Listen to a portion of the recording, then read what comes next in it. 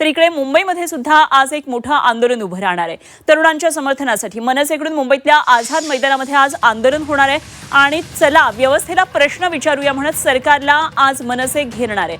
अमित ठाकरेंसह मनसेचे सगळे नेते यामध्ये सहभागी होणार आहेत। बाळा नांदगावकर, नितीन सरदेसाई, संदीप देशपांडे आणि सगळे मनसेचे पदाधिकारी या आंदोलनामध्ये उपस्थित राहणार आहेत। त्यामुळे मनसेच्या या आंदोलनाला आज कसा प्रतिसाद महाराष्ट्रातून मुंबईतून मिळतोय हे बघणं खूप महत्त्वाचं असेल।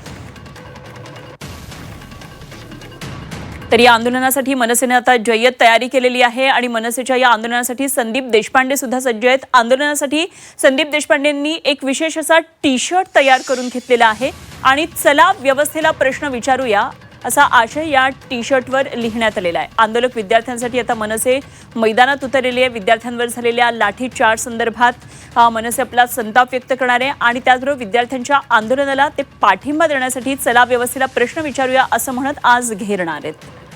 तर या संदर्भात आणखी सविस्तर तपशील जाणून घेऊया। स्वप्नील जाधव माझा सहकारी सध्या आपल्याबरोबर जोडला गेलाय। स्वप्नील, मनसे आज सत्ताधाऱ्यांना घेरणार आहे, चला व्यवस्थेला प्रश्न विचारूया असं म्हणत अमित ठाकरे आणि मनसेचे पदाधिकारी या आंदोलनात सहभागी होतील। काय नेमकी तयारी दिसतेय, कितपत प्रतिसाद आज मिळेल? कारण मुंबईमध्ये आज पहाटेपासूनच पाऊस पडतो आहे, काय एकंदरीतच तयारी दिसतेय?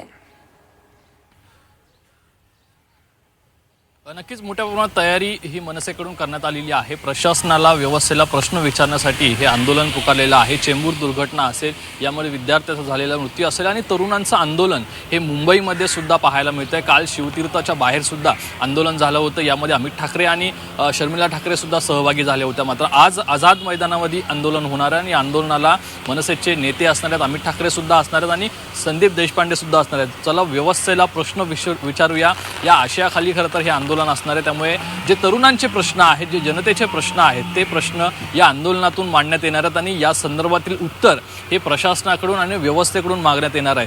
तसंच एकूणच जर बघितलं तर आज तरुणांचं मोठ्या प्रमाणात आंदोलन हे मुंबईतील अनेक भागामध्ये सुद्धा होणार आहे। त्यामुळे त्या दृष्टीने सुद्धा या आंदोलनामध्ये चर्चा केली जाणार आहे, या आंदोलनामध्ये घोषणाबाजी सुद्धा होईल। या संदर्भाचं पत्र सुद्धा व्यवस्थेला दिलेलं आहे, प्रशासनाला दिलेलं आहे। मात्र एकूणच यावरती अद्याप कोणतीही कारवाई झालेली नाही आहे, कोणत्याही प्रकारचा प्रतिसाद मिळाला नाही। त्यामुळे मनसेकडून आता आंदोलन पुकारलेलं गेलेलं आहे।